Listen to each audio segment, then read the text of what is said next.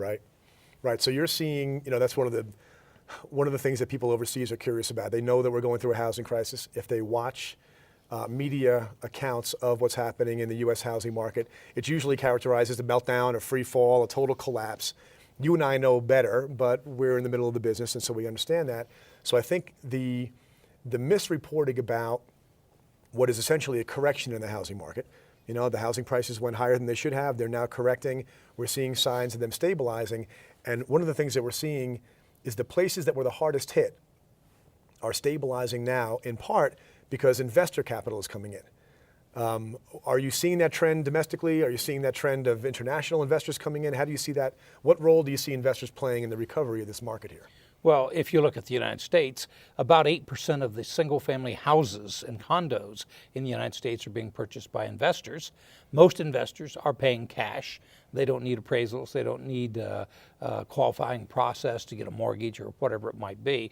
There are patterns of which countries are buying in what parts of the United States. The Canadians, obviously. Eastern Canadians, they buy Florida, the Caribbean. Western Canadians, they buy Southwest U.S. Chinese, they're buying a tremendous amount of what we would consider the Pacific Rim, of coming down through Seattle, through Vancouver, into California. And brand name cities too, the cities they know. So Seattle, San Francisco, Los Angeles, San Diego, Las Vegas, Phoenix. These are the places that they migrate to because they've got family there and they've just heard of them. That's right. And so the thing that's interesting about global.remax.com, like any website, we can track where all of our unique visitors are coming from. Okay. And you literally can see who is looking at American listings in what city or what area from what countries and vice versa. And if you look at the Chinese market, you can see the tremendous amount of interest that they have in Canada, they have in South Africa of all places, tremendous interest right now of Chinese purchasers in Brazil and many parts of the United States. It's fun to track. It's interesting. So it really is having a very similar effect as connecting Florida with New York 15 years ago, connecting China with Brazil, and because I was on the site and I found myself looking at properties in the Czech Republic, and there was a familiarity that I got with those communities instantly just by seeing where people live. Like the thing about our asset class that makes it so unique is that it isn't just a number on a sheet of paper. It's a piece of property where people live, raise their kids, and so you get a cultural feel just by being able to see where they live and what that place looks like and how much it costs and so forth. So I think you're going to wind up seeing, and I expect that's part of your strategy, to tap into the national desire to migrate, move around the globe. It's really the globalization of real estate that you're at the front edge of right now. And it will increase at an increasing rate. The demand is there, the interest is there, and we've just got our foot in the door. So what do you say to people in this country, and I've heard some pushback on this where they say, well, gee, when overseas investors are buying all of our treasury notes, so we're in debt, and now they're buying our real estate. And in Europe, they bought some infrastructure to help finance some European issues. Some people in this country get a little squeamish about that. A little protectionist attitude kicks in. What do you think about that? Do you see, what's your response to somebody who says, why are you selling real estate in this country to people overseas? What difference does it make? Look at it this way. The Japanese lost, obviously, everything in World War II. Right. And then as they rebuilt their society and their economy, the United States and other allies were very instrumental in lending money, in reestablishing.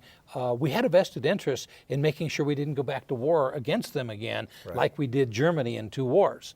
And so they had competitive advantages. They had low-cost labor. Where have we heard this before? Right. They had an eager workforce. They had less regulations. And so they picked up tremendous competitive advantages. What did they do with all that money? They didn't just spend it. They took a ton of money they made from selling Walkmans and TVs and appliances to Americans and Canadians and invested that money back in, and they bought tremendous amounts of real estate in Hawaii and California, right, or whatever. We all heard about Rockefeller Center, yep, owned by the Japanese, and how that was going to be a bad thing, and yet this holiday season, there were everybody ice skating around Rockefeller Center. Nothing changed. Didn't alter the course of history. I think there's a very important point that most people don't think about, and that is the more countries have invested in each other, the less likely they can be antagonistic to each other. Right. If you have a fortune invested in China and China has a fortune invested in America, we're not enemies.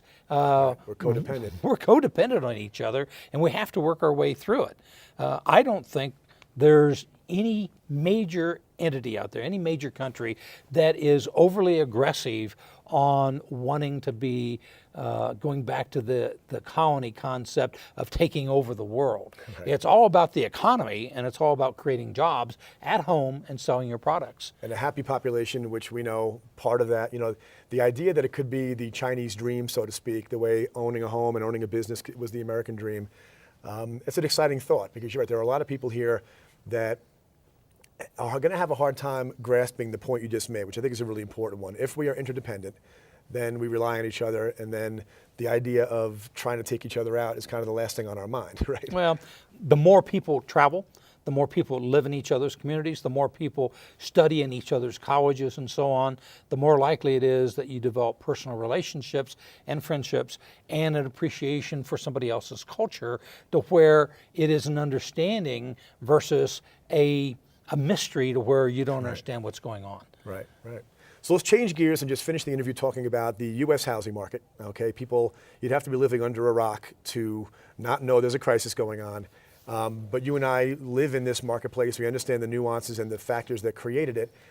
You've done a lot to try to help the micro housing crisis. So the crisis that's going on in individual households by helping people get out from under what's known as negative equity. They owe too much money and the house is worth less than the mortgage balance. What do you see in 2012 in terms of, this is a slow moving behemoth, the market does not turn on a dime, but what do you see that's positive and what do you see that makes you nervous in 2012? Well, obviously the things that make you nervous are the unemployment rate, because people who do not have a job or are in fear of not having a job are not going to be buying houses. Right. People who are upside down in their house cannot take a job opportunity in another city because they can't afford to get out of the house they're in, yet take advantage of a less priced house someplace else. And so the unemployment is the biggest thing, and that drives consumer confidence. The difference is there's a huge pent-up demand for housing. Right now, one example is ordinarily in the United States, there are 5 million young people age 18 to 30 that live at home with their parents. Okay. Many of them provide elder care. Many of them are going to school or college in the local community and don't live in a dormitory or an apartment.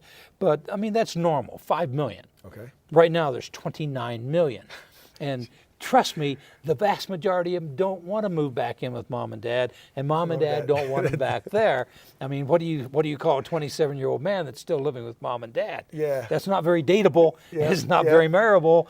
And so you have this tremendous pent-up demand that when the economy turns around, the unemployment picks up, they are going to move out of those homes so fast into apartments and their own houses, it's unbelievable. So you don't believe that that the American dream for the younger generations is all about renting forever. You believe that because there are some people out there that are talking about how, the Generation Y, the people who are in their early 30s and 20s right now, that home ownership was your dream, mom and dad. That's not my dream. I want mobility. I want to live in an apartment.